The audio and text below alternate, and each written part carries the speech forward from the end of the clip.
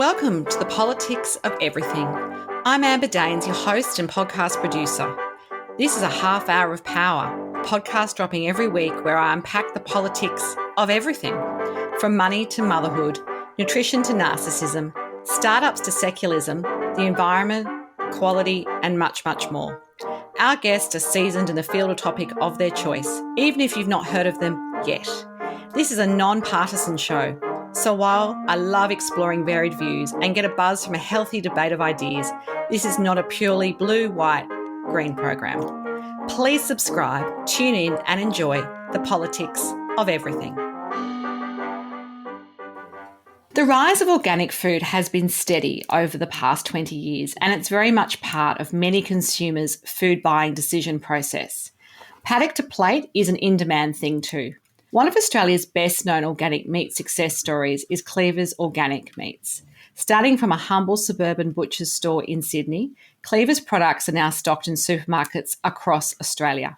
They have achieved this by never losing sight of their key aim, providing Australian families with delicious, healthy and ethically organic meat products. Today, I'm in conversation with Paul de Silva, and he is the Marketing Innovations Director of Arcadian Organic and Natural Meat Company for the past 3 years, but actually has been with the company as a whole for over 6 years. Paul works across Arcadian's brand portfolio, which includes Cleaver's Organic, Borrowdale and Warilba Organic, repositioning Cleaver's as the flagship brand and the most successful organic meat brand in Australia. Paul is responsible for the development and execution of the marketing strategy, as well as the business's objective over the domestic market and export markets, including the USA and Singapore. Paul is also responsible for all aspects of Arcadian's industry-leading carbon management programs. And a warm welcome to the Politics of Everything, Paul de Silva. Thank you so much for having me. So, childhood ambitions. I don't imagine you thought you'd be working in organic meat or organic produce perhaps when you were a kid. Do you remember what you wanted to be? What did young Paul want to be? And did he achieve that? Yes, it was very different to where I am now. I actually started out as a naval officer and I wanted to go to sea on ships. And I did that. Unfortunately for me, I suffer chronic seasickness. Everyone will get seasick. I suffer chronic seasickness. And that meant that even though the Navy and I really both wanted me to stay, I needed to find other things to do. And that led me into other directions. And I did postgraduate business study. And I eventually wound up running marketing and advertising for Navy recruiting for a couple of years. And then I left the service and wound up in a marketing organisation, in an agency. I worked through a couple of different businesses, including OPSM, people might recognise, and Canon, the multinational Japanese technology business, before working for myself and eventually landing in the food industry about 10 years ago. And that's led me to where I am now. Absolutely. So, look, a lot of us are very familiar with the term of paddock to plate, and it's often used to market particular restaurants or products which we obviously decide to buy. What does gate to plate kind of mean? Because I saw that on the Cleaver's organic site. And what does it mean in the business that you work in? And is there any kind of example of what that looks like that you can give us that really brings that idea to life of how the business operates? Sure. So gate to plate is a very similar concept. So the reference to the farm gate in agriculture is a very common expression about what happens beyond the farm gate or behind the farm gate. For our organisation, being certified organic is a really big commitment, and it means that everything that happens on the property for the production of the livestock is very tightly controlled to comply with the organic certification. But also everything that happens beyond that must also comply in order to maintain the organic certification. So everything to do with the transport of the animals, the processing of the animals, the subsequent processing of the product, so how the meat is packed, if it's done any further processing to be turned into sausages or meatballs or hot dogs as we do.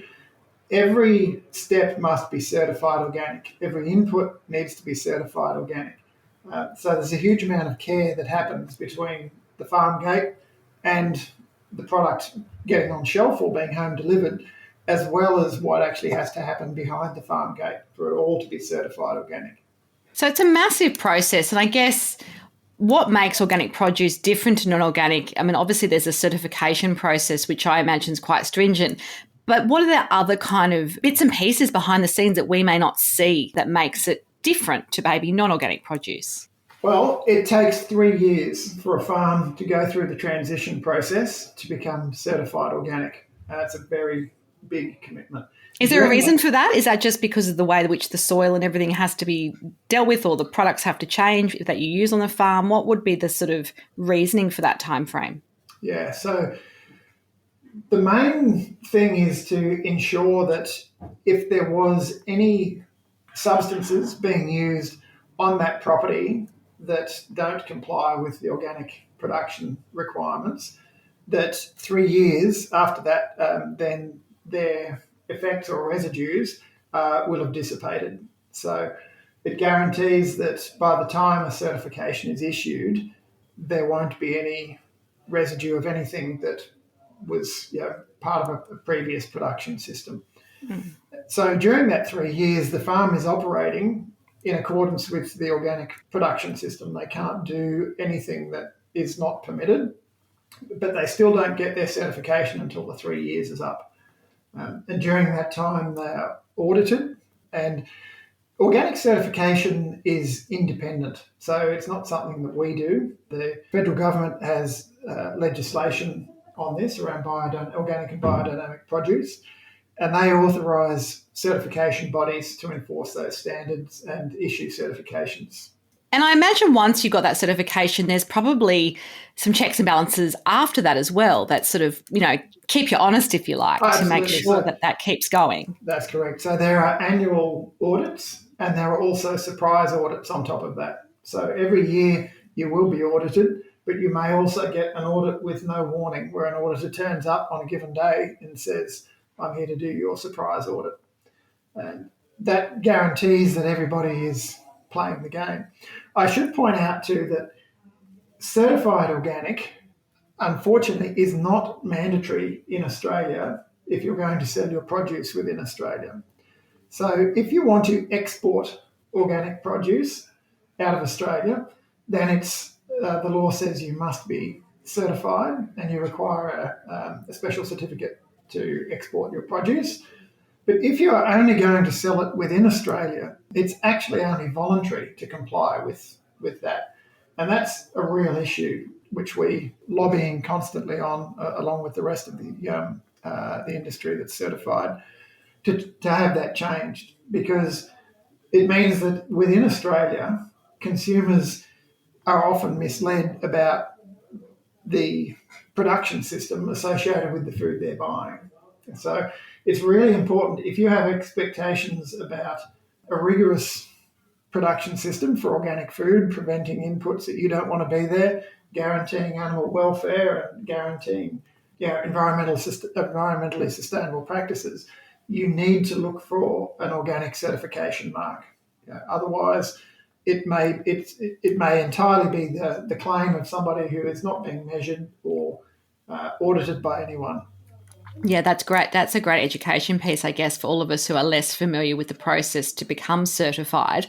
So why is organic meat generally more expensive? And do you think that'll change as demand rises and you kind of get those economies of scale, or are there just some fixed costs and realities which you have to factor into any pricing? The key thing with the organic production system is it really is different. So the things that you have to do differently are, if I was to kind of group them broadly, is you cannot use any of the synthetic inputs that might accelerate or do accelerate production in a conventional system or an unregulated system. So it means that you can't use artificial fertilizers, you can't use synthetic chemicals, you can't use antibiotics, you can't use hormone growth promotants, you can't use GMOs. None of those things are permitted. You can't confine the animals, such as in a feedlot. That's not permitted. They must always be free-ranging and entirely able to access the outside. So if you have a shed that they can walk into, great, but that's the animal's choice. and the environment, obviously, there's requirements about kind of how the land is kept. So all of those things mean that you can't accelerate the growth of the animal in the way that a conventional system can. And because the animals must be free range, you find that the stocking densities are much, much lower, which means you have less animals to sell at the end of the process, or less kilograms. Animals are sold by the kilogram. So inherently, because that is the way you are producing the product, it is more expensive than conventional. But there are very definite advantages. Because it's really different, you do get real advantages. But that does come through in the pricing. Yeah, absolutely. So the idea that farmers are custodians of the land is a great one, and obviously by respecting, supporting, network of Australian farmers, the business that you help operate ensures that the farms remain viable and productive for generations to come, which is of course what everybody would love to see.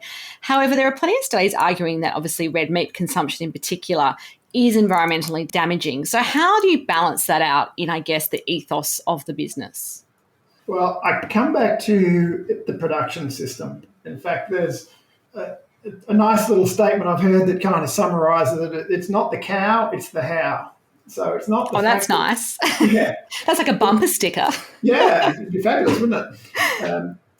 It's not the fact that you're raising livestock, it's the means by which you are doing that. So humans have been farming livestock for a very long time. And I think it's probably about 10,000 years since cattle were domesticated in the Indus Valley and around the Taurus Mountains. It's only in very recent times where intensive agricultural practices have changed the way the process is approached, which can make it problematic.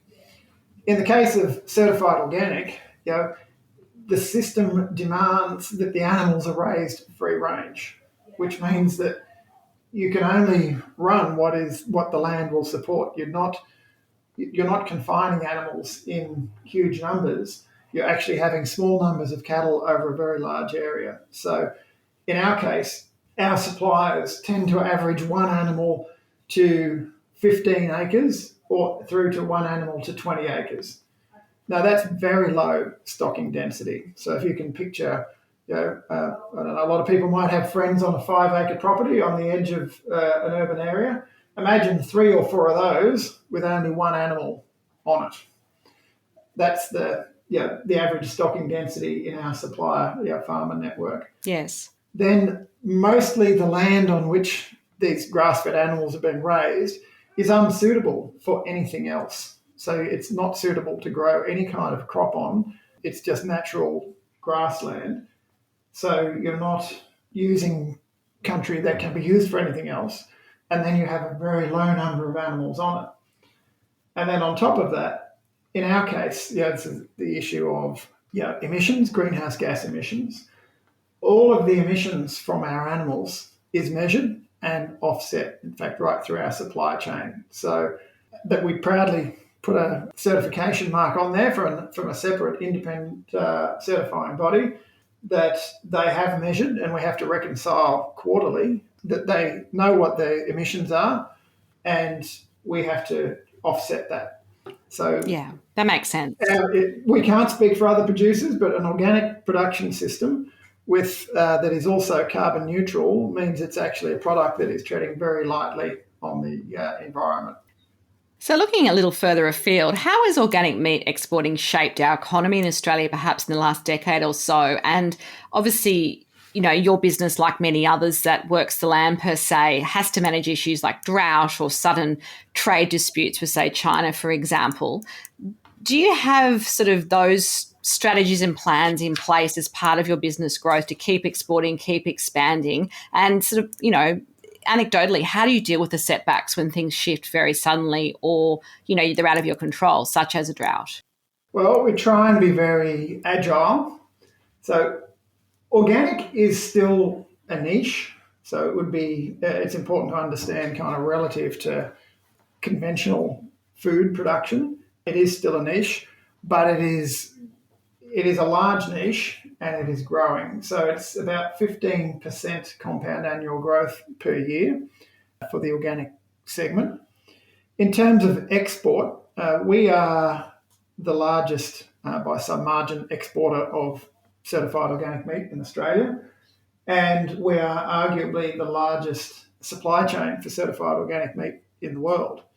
And that means that we are a significant exporter for Australia, generating a lot of value. But the scale of us compared to conventional beef or lamb is still, they're quite some distance in front of us yet, but we are definitely gaining ground. The majority of our export actually goes to the United States, but we do export. I think last year we exported to 12 countries. We're fortunate that we didn't have a lot of volume going into China, so the change in the broad relationship between Australia and China hasn't affected our business too much, but that's partially because our strategy has always been to spread our exports amongst numerous markets. As I say, we had 12 countries last year that we sent product to, and we stay agile when it comes to things like drought and climatic challenges. We are, like everybody else, vulnerable to those things happening. The upside with a production system that is certified organic is that you tend to be a little bit insulated from it by the very nature of the system. So because the stocking densities are much lower, it means that the pressure on the land that our farmers run is much lower. So when a drought does start to loom, the rate at which they feel the pressure is less. They definitely feel it over time, but I'd say they go in more slowly and they don't hit the bottom quite so hard, and they're able to hang on longer.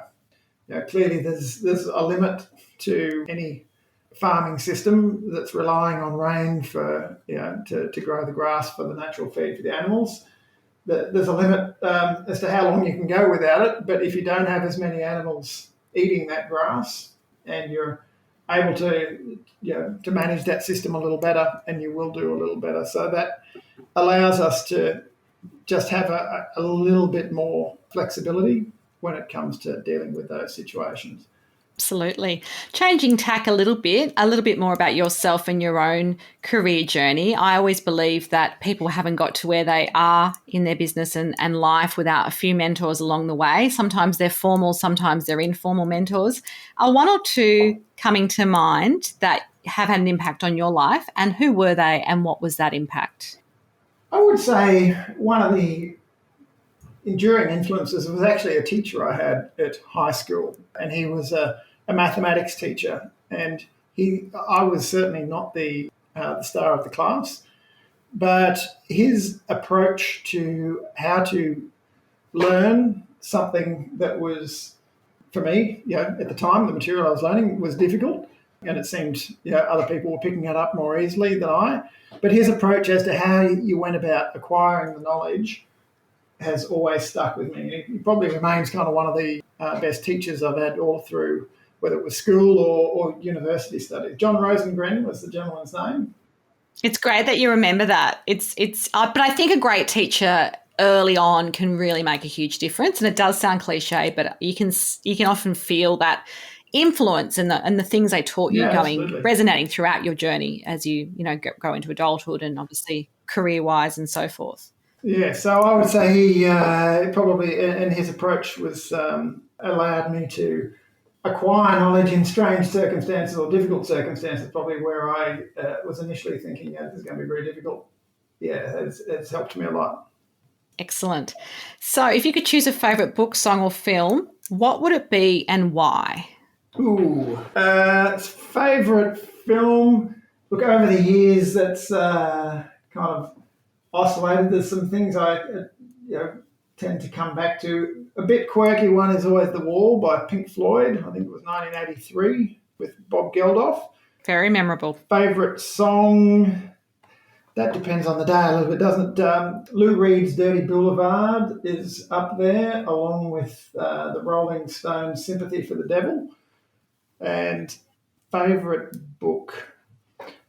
Well, My wife always tells me that I don't read widely enough because I tend to read a lot of non-fiction, but probably a favourite book because of its influence on world history, and I read a lot about the history of it, is strangely the Bible. And the history of how the Bible came to be is something that very few people pay any attention to. And that fascinates me greatly. A lot of people make many assumptions about how it came to be created and how it, how what is in the English version we read, how it came to be there. A lot of people would be quite surprised, I think, to read about the actual history of it. Oh, well, if everyone's running out of ideas of what to read in lockdown, I'm sure they're able to seek that one out. That might be fascinating and enlightening for people. As we wrap up today, what would be your final takeaway message for us on the politics of organic produce? It would be that certified organic produce is truly different. And it's because of the very strict standards that you need to meet to achieve certification. And that points to the fact that if you want the benefits of organic produce, you need to look for certified organic product. Look for a certified organic mark. And the most recognisable and by far the most widely used is the Bud logo from Australian Certified Organic. The stamp of approval. Well, it's been an absolute pleasure to have you today on the politics of everything. If you do want to connect further with Paul, there will be some details on our show notes. Until next time, keep well. Thanks so much for listening today. If you've enjoyed the politics of everything, I thrive on your feedback. So please add a short review and share the podcast with your network through Apple, Spotify, and all the usual suspects. I'm always on the hunt for new and diverse guests, so if you or someone you know has a fresh idea you're busting to get out there, please email me at amber@amberdanes.com and my crew will get back to you very soon.